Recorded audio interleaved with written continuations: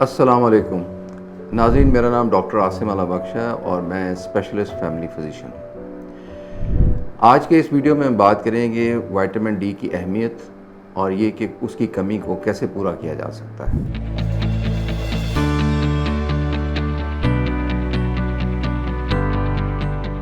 नाज़रीन, जैसा कि हमने वीडियो के आगाज़ में बात की कि आज हम ये देखेंगे कि विटामिन डी की इंसानी जिस्म और सेहत के लिए क्या अहमियत है और अगर उसकी कमी वाक़ई हो जाए तो उसको कैसे पूरा किया जा सकता है। वो कौन सी 2-3 चीज़ें ऐसी हैं जिनको अगर हम अपनी खुराक में या अपनी मामूल में शामिल करें तो उससे विटामिन डी की कमी ख़त्म की जा सकती है।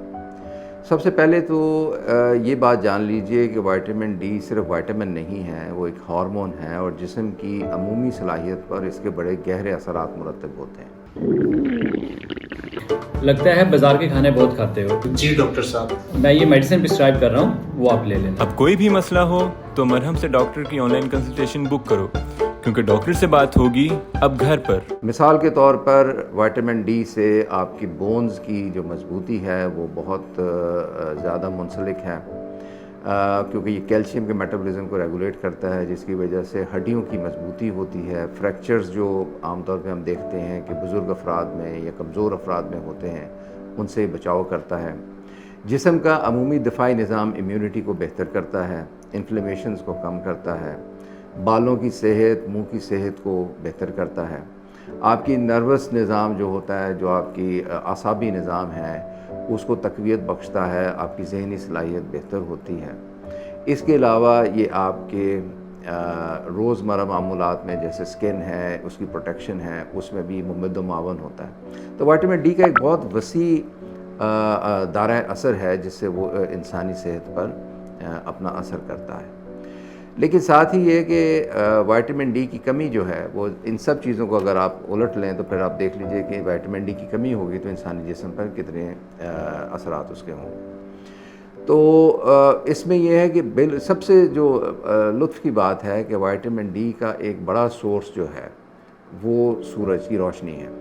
सूरज की रोशनी इंसानी जिल्द में मौजूद विटामिन डी के प्रिकर्सर यानी कि विटामिन डी से पहले वाले कंपाउंड जो कि बाद में विटामिन डी में कन्वर्ट होता है, उसको सूरज की रोशनी जो है वो उसको मेटाबोलाइज करती है और उससे फिर विटामिन डी के बनने का अमल शुरू होता है, जो पहले जिगर में उसमें एक स्टेप बढ़ता है, फिर वो किडनी से वो मुकम्मल तौर पे विटामिन डी की कन्वर्जन जो होती है जो हमारा जिस्म इस्तेमाल करता है।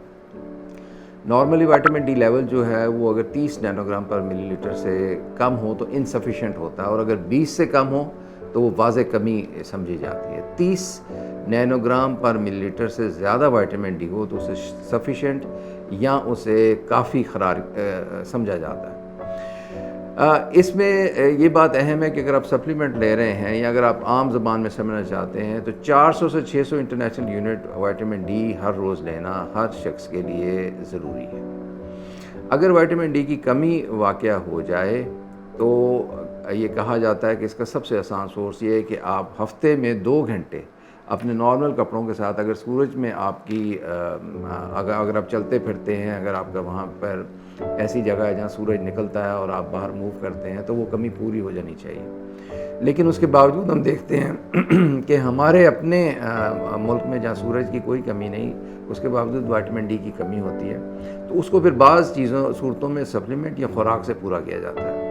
खुराक में आपका मशरूम्स हैं, आपके कॉड लिवर ऑयल है, सी फूड है, अंडे हैं, ये चीज़ें आप लें तो विटामिन डी की कमी जो है वो नहीं आपको उसका सामना करना पड़ता।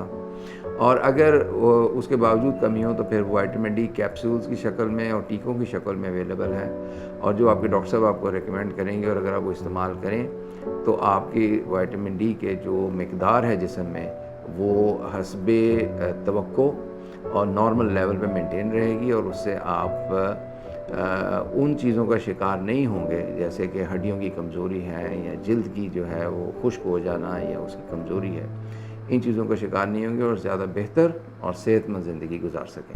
नाज़रीन, अगर आप मुझसे ऑनलाइन या क्लिनिक में कंसल्टेशन या मशवरा चाहते हैं तो आप marham.pk पर या मरहम की ऐप पर रब्ता कर सकते हैं और यहाँ से आपको अपॉइंटमेंट मिल जाएगी।